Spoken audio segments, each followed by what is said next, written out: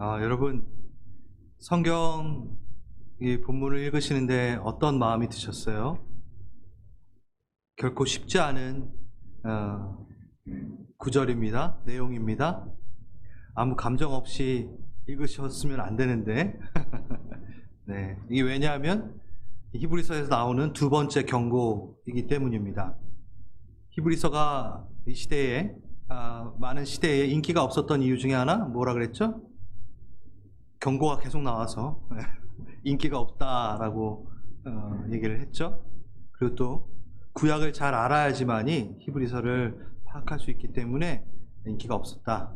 근데 너무너무 소중한 책인 걸 우리가 다시 한번 기억합니다.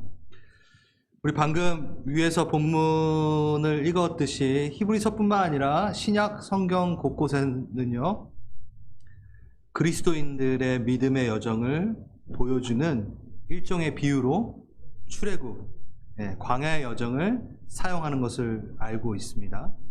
그렇죠?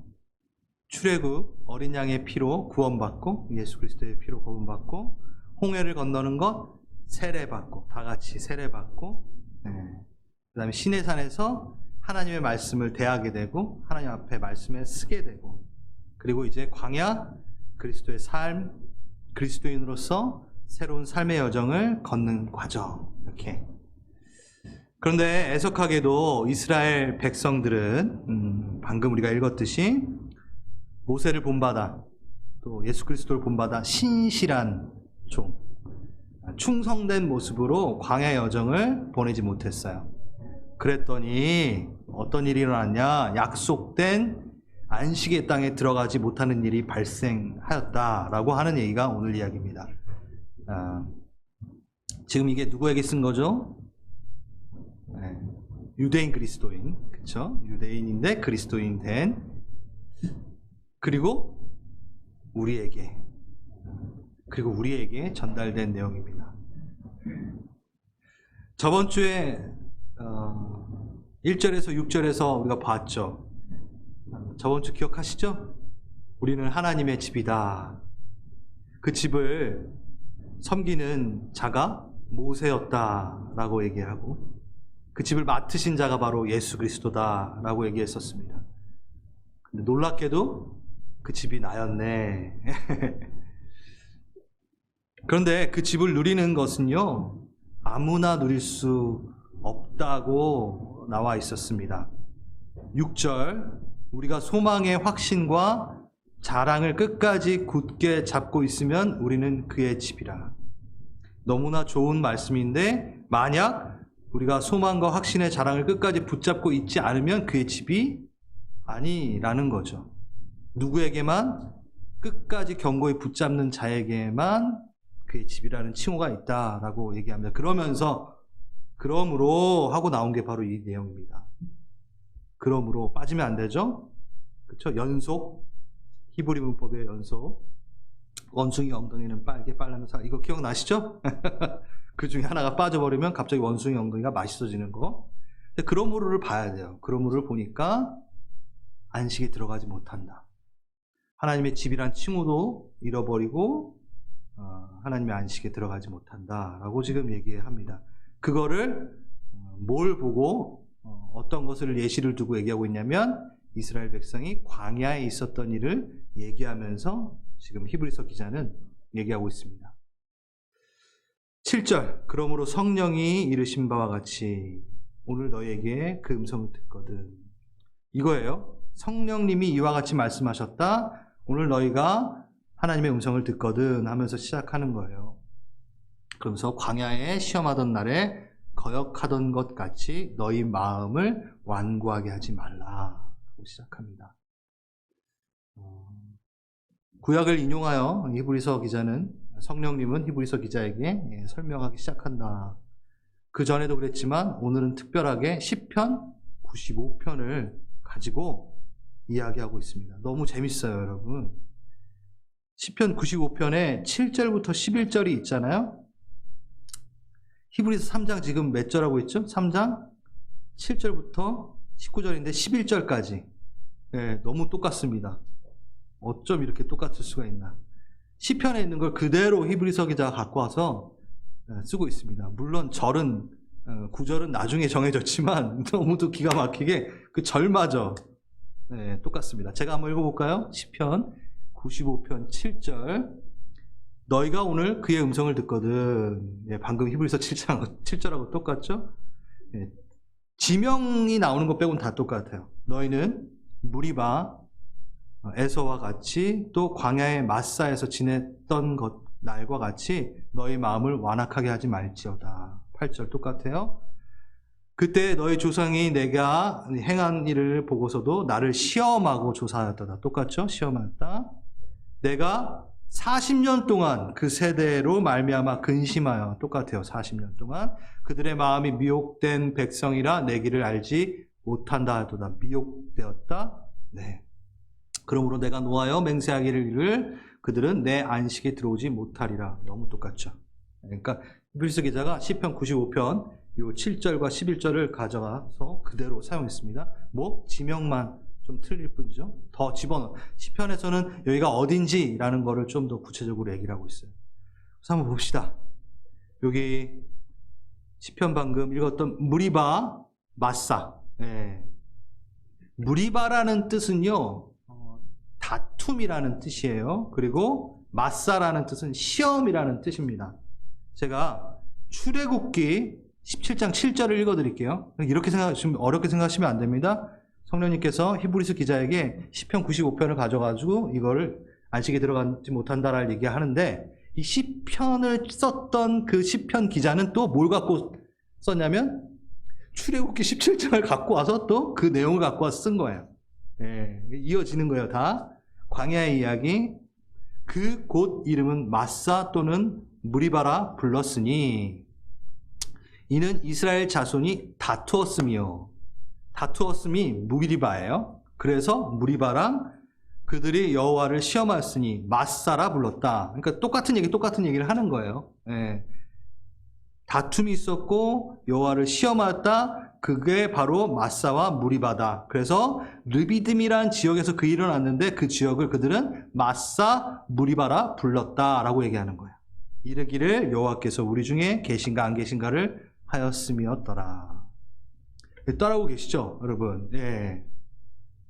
원래 르비딤이라는 지역인데 거기서 다투고 하나님을 시험했기 때문에 이스라엘 백성들은 거기를 이제 무리바 마사라고 불렀다라고 하는 것을 광야에서 주님을 시험하고 다투었다 하고 시편에서 얘기하고 히브리서에서 너희가 광야에서 하나님을 시험하였던 그때의 이 얘기입니다. 출애굽 이 지역이 뭐냐면요, 이 지역에서 있었던 일이 무엇이냐면 출애굽 후에 물이 없어요. 그래서 여러분 광야에서 물이 없으면 어떻겠어요? 너무 힘들겠죠. 짜증이 났습니다. 불평이 이만저만이 아닙니다. 그래서 왜 끌고 나왔냐? 그래서 다투고 막 원망하고 하나님을 시험합니다. 그래서 하나님이 모세에게 호렙산 반석을 쳐서 물이 나오게 하시는 엄청난 기적의 장면이 나오는 그 대목이에요. 그런데 이 출애굽기 17장이 첫 번째 원망과 기적이 아니에요. 오늘 구약의 이야기, 이 출애굽 얘기를 좀 많이 할 수밖에 없는데, 제가 그 앞에 있었던 일이 이 지금 95편에 말했던 요 일 말고 그 앞에 어떤 일이 있었는지를 좀 쭉 얘기를 한번 해보겠습니다. 출애굽기 14장에 홍해 앞에 이제 당도를 하게 됩니다. 출애굽했죠? 홍해 앞에 왔습니다. 그러니까 뭐라 그래요? 원망했죠. 우리의 무덤을 여기로 삼으려고 데려왔냐?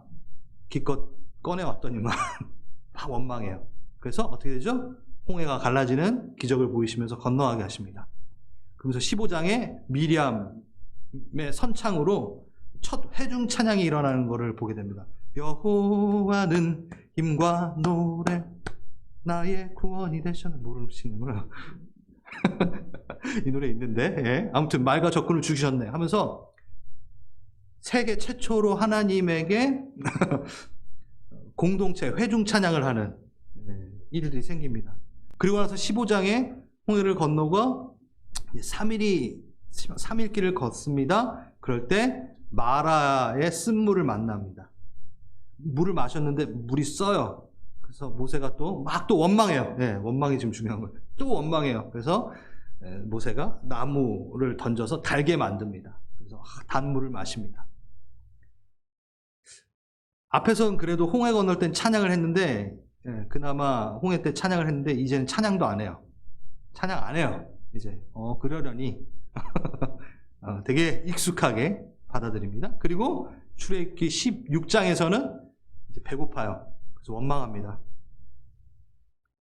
애굽에서는 고기와 떡이 있었는데 먹을 때 그걸 먹었을 때 죽었으면 좋았을 것을. 예, 여기서 먹고 죽은 귀신이 때깔도 이게 나오는가 봐요. 아무튼 그러니까 그곳에 있었을 때 종되었을 때 먹었던 떡과 고기가 그립다. 거기서 차라리 죽게 놔두지. 또 원망합니다. 그래서 하나님이 만나와 메추라기를 내려주십니다. 기적으로 또 이끄시고 또 용서하신 거죠. 품으신 거죠. 여전히 찬양 안 합니다. 찬양을 잃어버렸습니다. 그리고 오늘 본문 바로 여기가 나온 거예요. 그래서 이제 실컷 먹고 또 이제 걸어요. 그러더니만 르비뎁이라는 곳에 도착했는데 물이 없어요. 그래서 원망하고 다투고, 그래서 반석에 물을 내고 기적이 일어납니다. 호의가 계속되면 권리인 줄 알아라는 영화 대목처럼.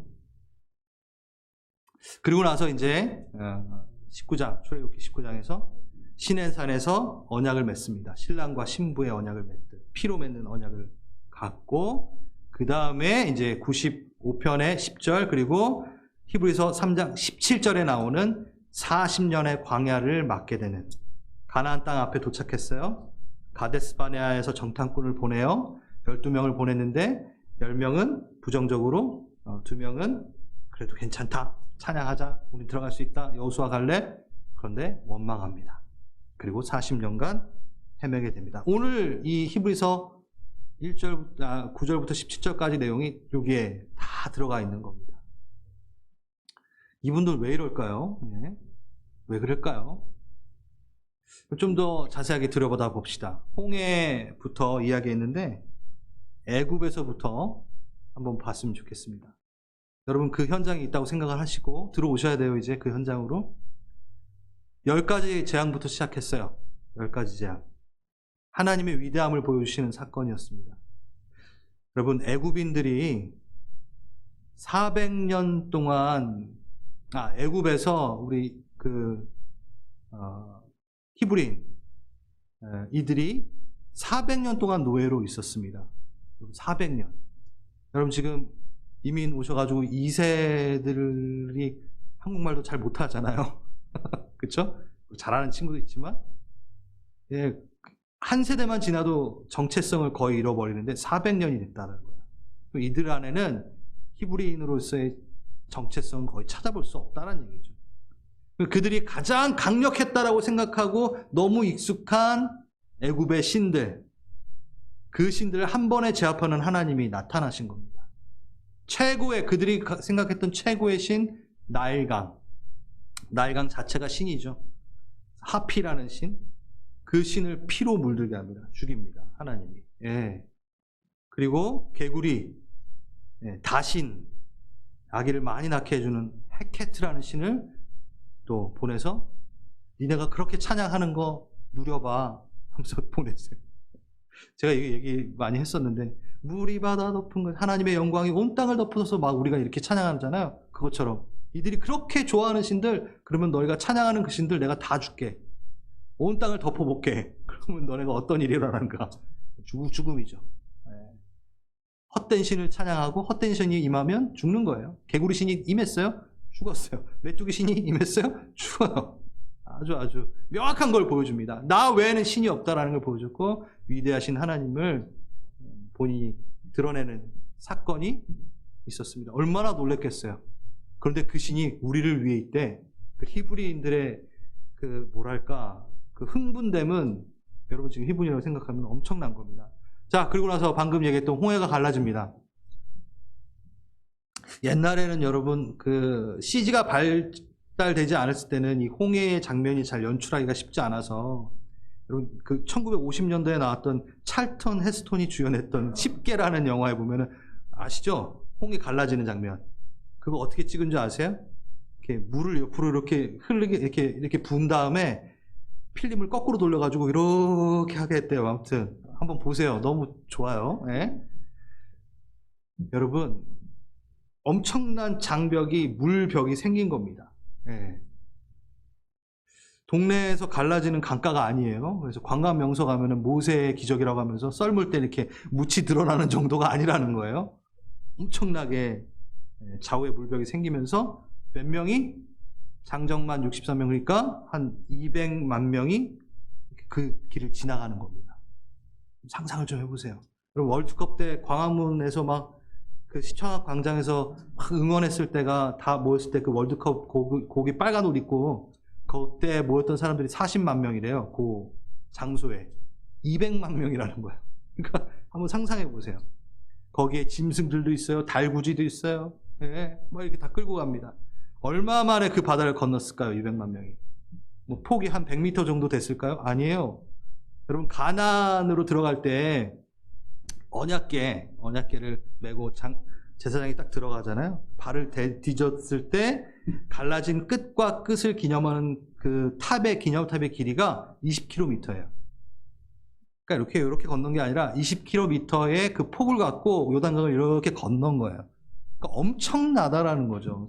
여러분 20km가 제가 한번 재봤는데 여기 교회에서 반민몰까지가 20km입니다. 거기를 종대로 서가지고 건넜다라는 겁니다.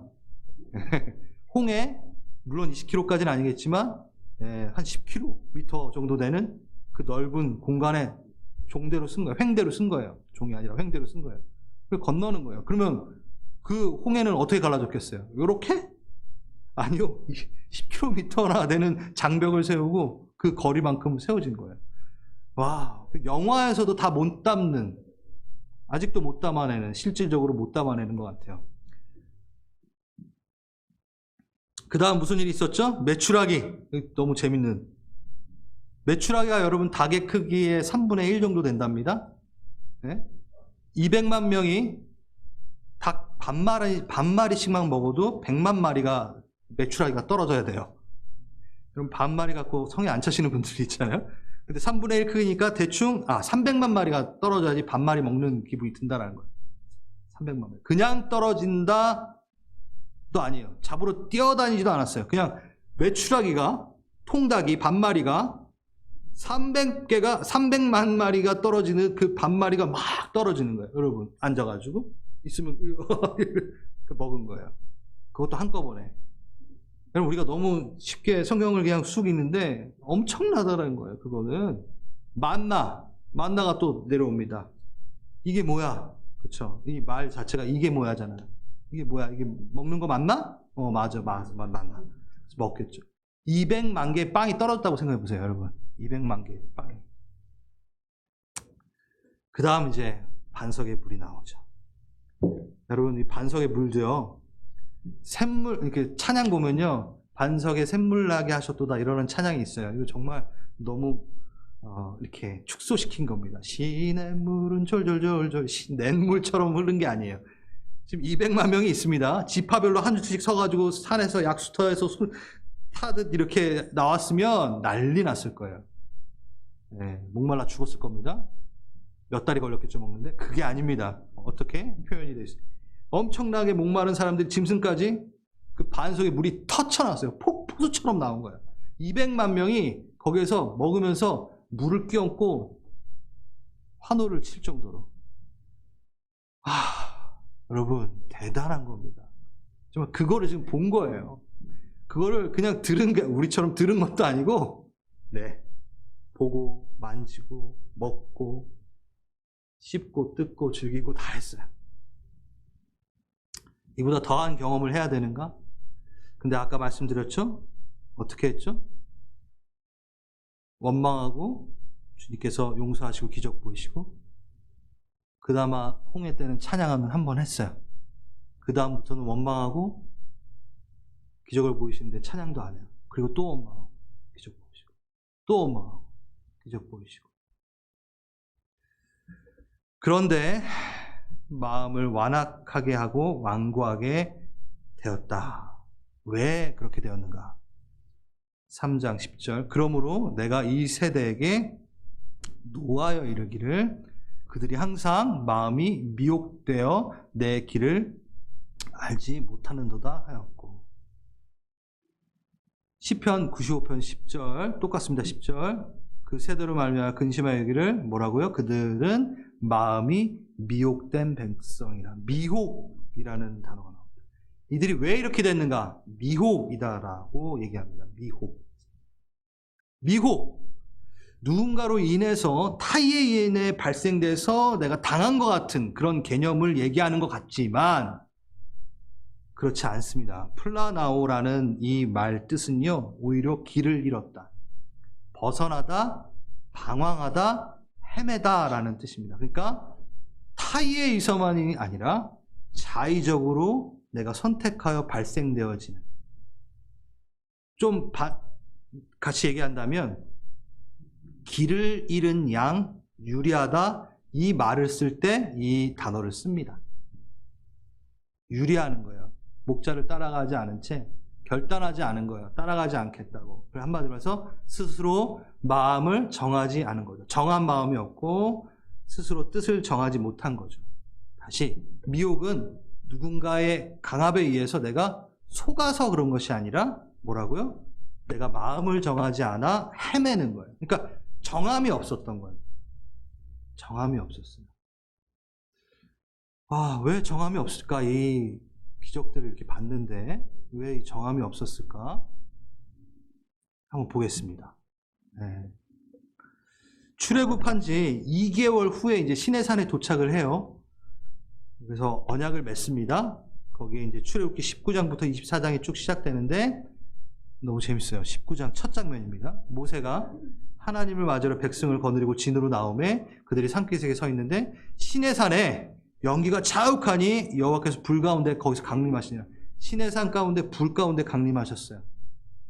여러분 200만 명이 봐야 됩니다. 또 요만한 불이 아닙니다. 그냥 산 전체를 태울 만큼 강력하게 임하신 거예요. 그때 연기가 나고 온기가 막 연기 같은 것이 떠올라요. 온 산이 진동합니다. 그리고 너무 재밌는 거, 나팔 소리가 점점 커질 때 모세가 말하죠. 나팔 소리가 나요. 이들이 부른 게 아니에요.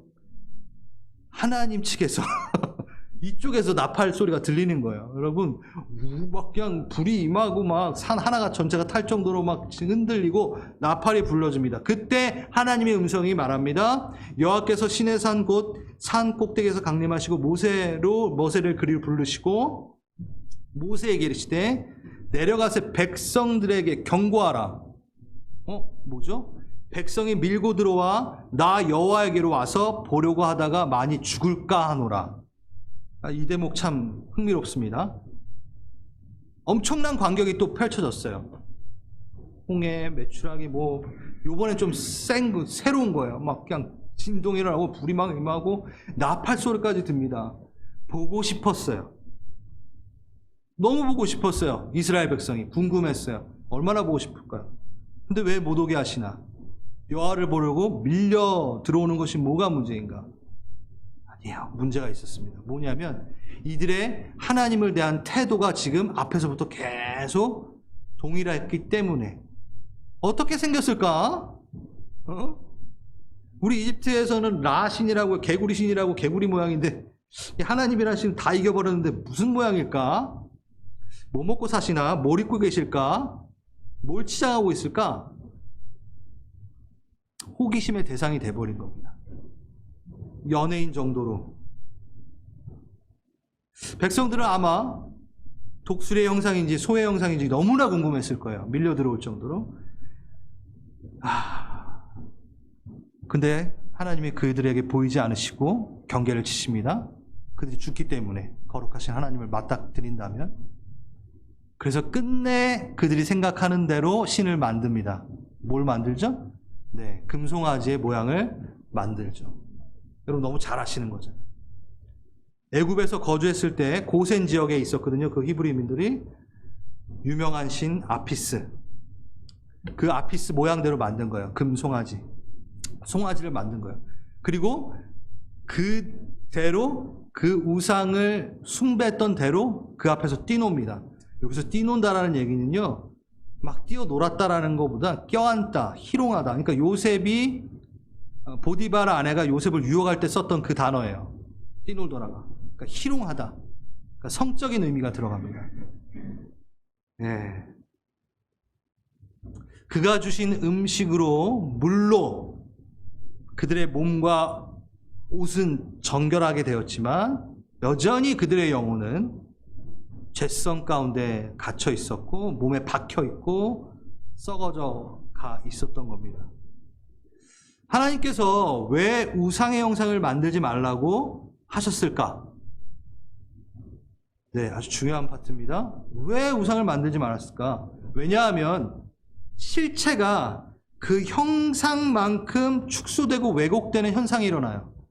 실체가 있는데 그것을 우상으로 어떠한 물건으로 어떤 형상으로 만들면 이 실체보다 훨씬 더 왜곡이 돼버리고 무조건 왜곡이 되고 축소가 되죠. 여기에 갇혀 있게 되죠.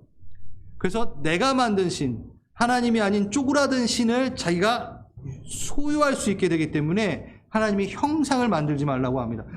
형상으로 나를 표현할 수 없다라는 거죠. 제가 되게 좋아하는 출애굽의 이야기 막 아시잖아요. 이름을 모세가 가르쳐 달라는데 이름도 안 알려주시잖아요. 왜냐면 또 그거 숭배할까 봐. 이들이 생각하고 있던 신과의 관계는요, 뭐였냐면 계약 관계였어요. 항상 계약 관계라고 얘기하면 이렇게 경제 관계로 이해하시면 됩니다. 여러분이 돈을 주고 가서 뭘 살 때 마트에 가서 돈을 주면 뭘 사잖아요. 그러니까 내가 뭔가 주면 줘야 돼요. 그래서 계약 관계, 경제 관계, 이것은요 항상 물질로 확인이 됩니다. 경제 관계는 물질로 확인됩니다. 형상으로 확인이 됩니다. 여러분 혹시 마트 가가지고 돈을 주고 뭘 샀는데 나 너 마음 샀어 하고 이렇게 오시나요? 아니죠. 뭔가 짚고 오셔야 되잖아요. 예, 음료수를 갖고 오시든 뭔가 물질, 경제관계로 이해된다는 건요, 뭔가를 내가 줬을 때 받아야 돼요. 그러니까 현상으로 형상화되어 있는 것은 관계 확인이 꼭 물질로 이루어져야 됩니다. 바로 이들이 갖고 있었던 신과의 관계는 다 이거였어요. 경제관계. 그러나 하나님은 이들과 어떤 관계를 맺기를 원하셨냐면 인격적 관계를 맺고 싶으셨던 거죠. 인격. 말씀으로 신뢰되고, 뭐 보이는 게 없어도, 만질 수 없어도 말씀으로 신뢰되고, 뭐 어떻게 해요? 대화가 되고 마음을 주고받고 친밀함이 유지되는 인격적 관계. 그래서 너무 파격적으로 이들에게 나는 너의 하나님, 너는 나의 자녀, 나의 백성이라는 하나님이란 신이라는 존재를 너의 하나님, 소유할 수 있는 하나님처럼 얘기를 해버려요. 관계, 인격적 관계를 맺는 거죠. 적당한 계약 관계의 신 정도로 그 정도의 호기심으로 대해야 되는 신이 아니라는 거예요. 그리고 지적인 욕구를 채워서 이론과 철학으로 대하는 지적 호기심을 채우는 정도의 신도 아니라는 거예요. 절대 그럴 수 없습니다. 이렇게 다가올 때 하나님은 마음이 아프셨던 거예요. 이들의 모습은 경외함이 없는 것이고 그들의 오만한 모습을 보이는 것으로 하나님은 받아들이셨던 겁니다. 여러분, 우리는 익숙하지만 하나님이 인간을 찾아오신다라는 것, 인간이 만들어서 하나님께 가는 게 아니라 하나님이 인간을 찾아오신다는 것, 이 땅에 오신 하나님, 유일한 종교죠. 솔직히 유일한 종교죠. 하지만 우린 여전히 고집을 부립니다. 어떻게 고집을 부리냐면 우리가 하나님을 찾는 것을 선호합니다. 나 안 그러는데요? 네, 잘 들어보세요. 하나님이 우리를 찾아오기보다 내가 하나님을 찾아가는 것을 더 선호하는 것은 어떤 거냐면 내가 보이고 싶은 모습만 가지고 만나러 가고 싶은 거예요. 누군가 만날 때 내가 원하는 시간에 원하는 모습으로 만나길 원하잖아요. 나에게 선택권이 있으니까. 그러니까 찾아오시는 하나님 말고 내가 하나님 필요할 때 내가 가겠다라는 거예요. 그게 바로 이 계약관계의 애굽 신들을 대했던 이들의 모습이었던 거예요. 그런데 그분이 오세요. 뭐냐면 나의 삶 전체와 연결되려고 오시는 거예요. 오시는데 오세요. 나는 준비도 안 돼 있어요. 여러분 연애하실 때 자매님들 화장도 하나도 안 했는데 남자친구가 갑자기 띵똥띵똥 어떠세요? 아니 약속을 잡고 내가 만나자 그럴 때 만나야지. 모든 준비를 완벽하고 변신을 하고 나가는데 그냥 들이닥치는 거예요. 기분 나쁘죠. 불편하죠. 쌩얼로 맞이해야 되는 우리 형제님들 여자친구가 띵똥띵똥 하는데 뭐 며칠 동안 샤워도 안 하고 눈곱 막 이렇게 적나라하게 자기를 보여줘야 되는, 그러니까 적당한 계약 관계가 좋은 거예요. 아니, 그렇게 하라는 게 아니라 이들의 모습이 하나님의 집이랍니다. 우리가 나의 온 삶과 만나시기 위하여 오시는 하나님, 인격적 관계를 맺는, 연약함마저도 품으시고 싶으신, 난 강할 때만 갈게요가 아니라 연약할 때 내가 너 더 필요할 걸 내가 하고 오시는 인격적 관계를 맺길 원하시는 하나님. 그 하나님입니다. 그런데 계약 관계를 유지하려고 하는 거죠. 계속해서 땅의 것으로 하나님과의 관계를 확인하려 드는 거예요. 땅의 것이 해결이 되면은 하나님은 내 하나님이고 나랑 관계가 좋은 거라고 착각을 하는 거죠. 내가 그것이 땅의 것이 채워졌을 때 찬양을 처음엔 합니다. 그러다가 그것이 익숙해지면 어떻게 되나요? 하나님보다 땅의 것을 더 사랑하게 되는, 익숙하게 되는 일들이 생기는 거죠. 땅의 것을 얻기 위해 하나님을 이용하는 것, 그것에 내가 너무 익숙해진다라는 것. 그때 하나님이 결단하시는 게 뭘까요? 멈추십니다. 그 땅의 것에 대한 부분을 더 이상 허락하지 않으실 때가 있을 겁니다. 그때는 어떻게 되죠? 그것이 너무 습관이 들인 우리는 원망하게 되는 거예요. 이스라엘 백성처럼. 그리고 하나님과의 관계가 나와 딱 계약관계 수준으로 머물고 끝나게 되는 거죠. 악순환. 왜요? 하나님은 여러분을 죽이실 수 없기 때문에 땅의 것을 계속 줌으로 훈련되어지고 익숙해진다면 하나님을 사모하지 않고 땅의 것을 위해 하나님을 사랑하게 되는 그 일들이 계속 악순환을 이루기 때문에 어느 순간 멈추세요. 하나님이 그걸. 그리고 뭐가 중요한지 확인을 시켜주세요. 거기까지 가지 마시라는 거죠. 그럴 필요 없습니다. 그러지 마십시오. 하나님은 여러분을 살리기 위한 그 선택인데 우리에겐 그것이 또 아픔으로 오겠죠? 그럼 또 하나님 어디 계시냐고 그러겠죠? 중요한 겁니다. 계약관계에 들어가지 마십시오. 인격적 관계에 들어가십시오. 라는 게 바로 오늘 이야기입니다. 제가 다시 읽어드릴게요. 이거 그냥 대충 넘기면 안 돼요. 경고기 때문에. 11절, 내가 노하여 맹세한 바와 같이 그들은 내 안식에 들어오지 못하리라. 형제들아, 너희는 삼가 혹 너희 중에 누가 믿지 아니하는 악한 마음을 품고 살아계신 하나님께 떨어질까 조심하라. 오직 오늘이라 일컫는 동안에 매일 피차 권면하여 너희 중에 누구든지 죄의 유혹으로 완고하게 되지 않도록 하라. 우리가 시작할 때 확신한 것을 끝까지 견고히 잡고 있으면 그리스도와 함께 참여한 자가 되리라. 주님은 히브리서 기자에게 이렇게 얘기합니다. 자녀들아, 이 시대의 자녀들아, 옛날에 이스라엘 너희 조상들과 같이, 옛날에 이 이스라엘 사람들과 같이 은혜도 누리고 경험도 하고 감사도 하고 찬양도 했다 너네. 그런데 너희가 마음을 정하지 않으면 원망하고 그러다가 다투고 그러다가 나를 시험하고, 그리고 동일하게 그들이 안식에 못 들어간 것처럼 너희들도 안식에 들어가지 못하는 너를 순간 발견하게 될 것이다. 진지한 호소고 간절한 충고라는 거죠. 제가 수요예배 때 잠깐 나눴는데 은혜와 긍휼의 차이를 여러분 아셔야 돼요. 우리가 이걸 조금 너무 러프하게 이렇게 뭉개뜨려서 이렇게 개념을 갖고 있는데, 은혜는요, 우리가 받을 수 없는 것을, 결코 받을 수 없는 것을 값없이 받는 것을 은혜라 합니다. 그래서 구원을 얘기할 때 얘기를 해요. 근데 그 은혜는요, 끝이 없어요. 끝이 없는 은혜. 끝이 없는 은혜예요. 근데 긍휼은요, 받는 게 아니라 마땅히 받아야 되는 거를 받지 않는 게 긍휼이에요. 심판을 얘기할 때 씁니다. 다시, 그쵸? 긍휼은, 주님, 하나님의 긍휼하심은 내가 마땅히 받아야 되는데 받지 않는 것을 긍휼이라고 합니다. 하나님께서 긍휼히 여기신다. 용서하신다는 거예요. 심판하시지 않고 계속 용서하신다라는 거예요. 긍휼이 그거예요. 그런데 은혜는 끝이 없지만 긍휼은 그 끝을 알 수 없습니다. 이게 무슨 얘기냐? 긍휼이 언제 끝나는지는 알 수 없다라는 거예요. 틀려요. 한없는 은혜라면서요. 그건 은혜예요. 맞아요. 하나님의 은혜는 끝이 없습니다.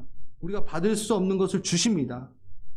근데 긍휼이라는 속성은 받아야 되는, 마땅히 받아야 되는 것을 받지 않게끔 보류하십니다. 그 심판에 대한 겁니다.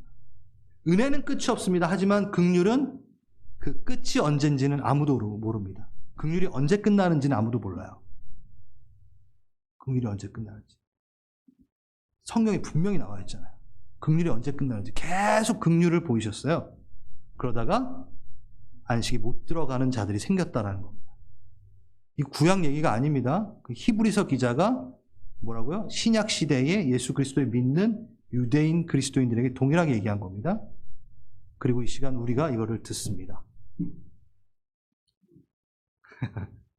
오늘 경고입니다.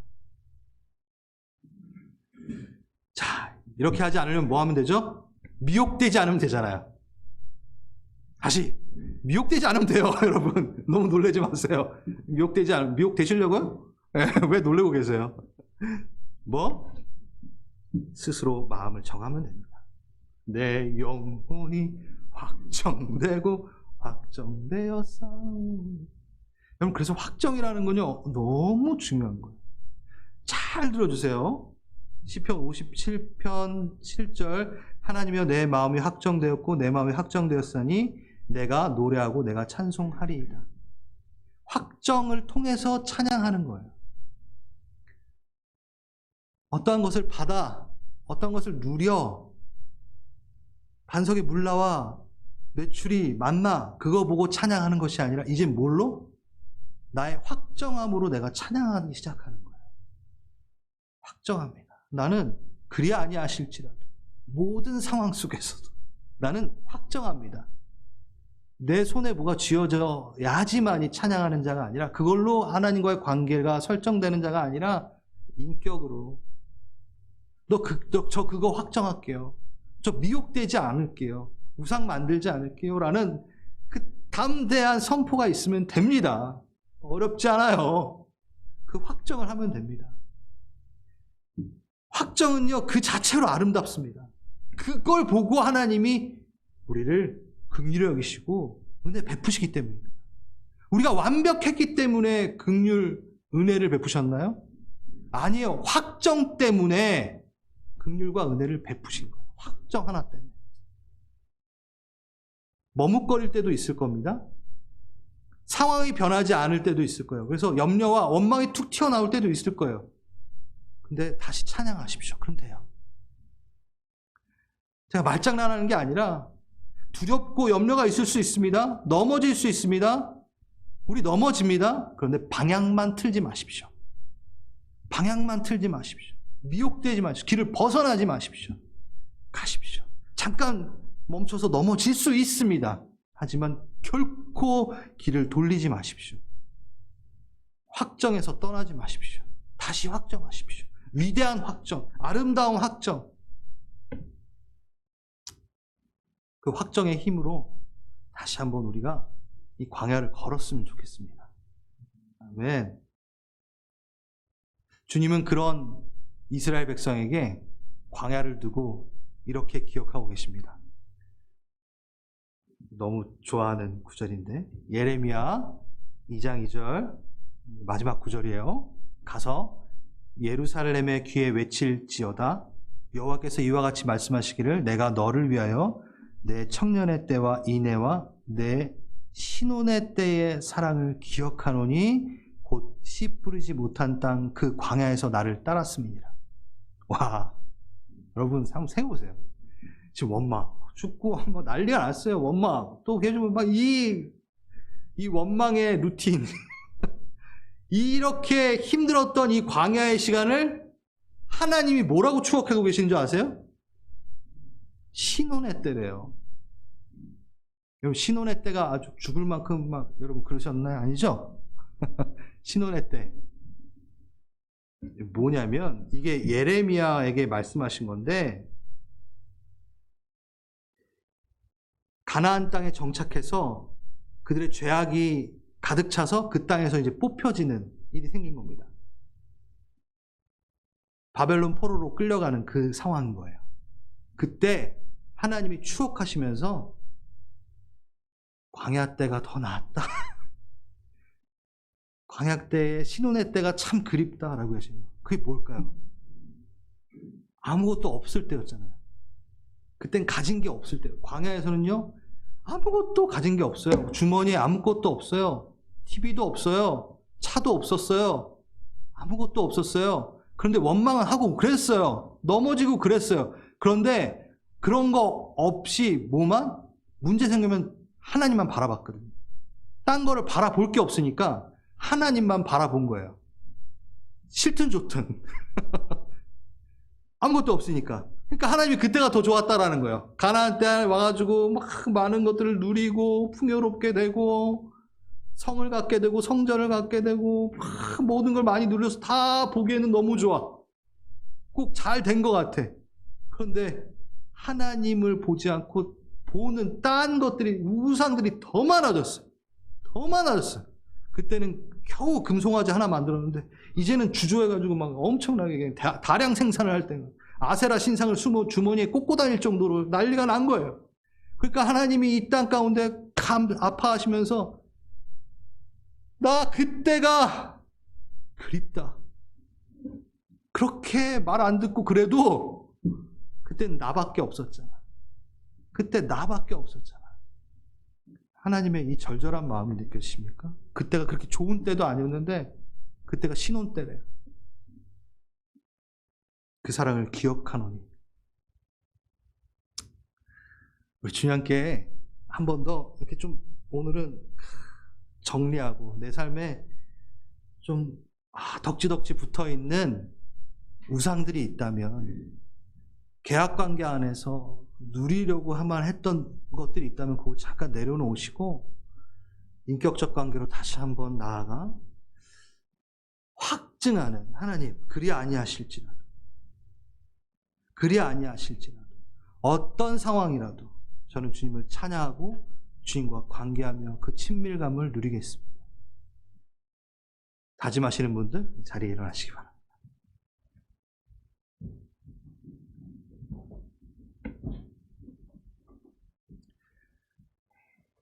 다 같이 리플렉션 보면서 기도해 보겠습니다.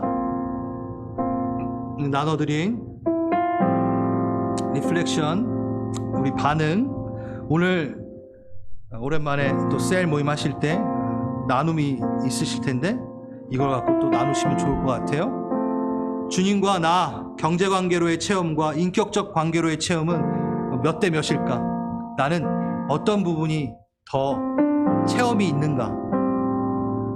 우리의 간증이 손에 잡히는 것을 확인했을 때 간증만 넘쳐나지 않는가?